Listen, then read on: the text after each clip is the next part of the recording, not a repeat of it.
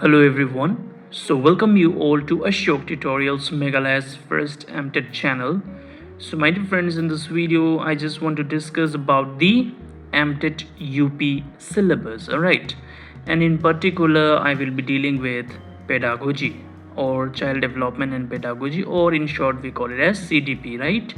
So that I will be dealing with. However, you can just look at the handbook whatever is given here. See, these things I don't want to discuss as of now because I have already discussed the same thing for LP section. All right, so these things apply. So these were the things which has happened. We had our online application, we had the closing date, and we also had our MTET exam, right? So these things are done now. Well, this is the handbook on MTET. Alright, so here you will find everything, the eligibility, the price of the application, everything you find it here. Alright, in this video we will deal with the syllabus for upper primary level, that is paper 2. Alright, let us see what we have in the syllabus. So first of all, as you know, it comes child development and pedagogy, right? So as you know that this CDP will be for 30 marks, or 30 total marks, and this is for paper 2. So these things I don't want to read, I'll directly go into the topics. Understanding child development. Then you need to know the meaning and concept of growth and development, developmental characteristics of childhood and adolescence, development of children in socio-cultural context and its relationship to learning, then factors influencing development. So under the topic or under the unit understanding child development comes these 4 sub units. All right, let's see the next unit now. Aspects of development. So under aspects of development we have physical and motor development, cognitive development, and in cognitive development we have to study the Piaget's theory of cognitive development. All right, then we have socio-emotional development, moral development, and under moral development we have to study Kohlberg's theory of moral development. The third unit is gender development.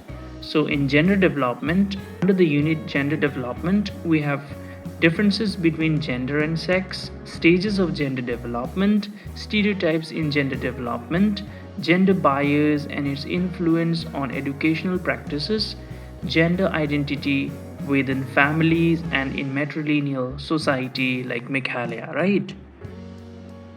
Next, we have methods of child study, cross-sectional, longitudinal and case studies, naturalistic and participant observation, reflective journals and student portfolios, anecdotal records, interviews and narratives. Piaget's clinical method of child study is important here, right? Next unit, inclusive education and children with special needs, that is CWSN. So there are 2 types of inclusive education. I mean the types of education, that is, one is integrated, another one is inclusive. All right, so here particularly we will dealing with the inclusive education and also the children with special needs. So here we have under this unit, under the unit inclusive education and CWSN, we have concept and meaning of inclusive education, differences between integrated and inclusive education, understanding disabilities and types of disabilities. So how many types of disabilities are there? There are 21 types of disabilities, right? Broadly, approximately. Barriers and challenges to inclusive education. All right, next unit we have is learning pedagogy. Under learning pedagogy we have concept of learning and factors affecting learning, information processing approaches, working memory, long-term memory, attention, encoding and retrieval. Then we have again Piaget's constructivism, relationship between learning and development. Then we have Leo Vygotski's constructivism, scaffolding and the zone of proximal development, ZPD. Then we have Teacher-centered versus learner-centered approaches to teaching. Of course, we know that in today's world we have to believe and practice learner-centered approaches, not teacher-centered approaches, right? Then we have teaching skills and activities for active learning, steps in lesson preparation, that is pre-teaching, teaching transactions, and post-teachings, including lesson planning. Lesson planning is very important for teachers, right? Use of learning resources and teaching learning materials. So how, what type of teaching aids we use, those things, projected, non-projected, etc.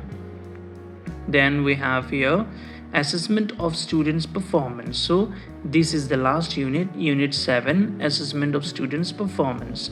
So under this we have concept of assessment, assessment for learning, assessment as learning, and assessment of learning. So these are the three different assessment types.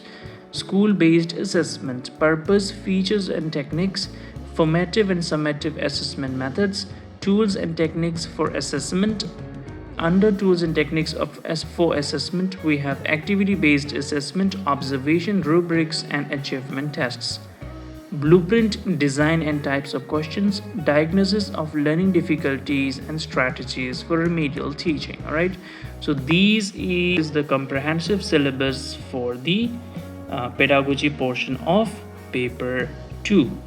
So you can make notes on your own. If you have no notes, if you don't know how to make notes, then you are most welcome to buy Ashok tutorial notes, which many candidates have studied and passed the MTET examination of 2025. Of course, those who took coaching, it's a different story, but those who could not afford to take coaching and only relied on my notes, they also did wonders. All right, so I think this is all in this video, so thank you everyone for watching.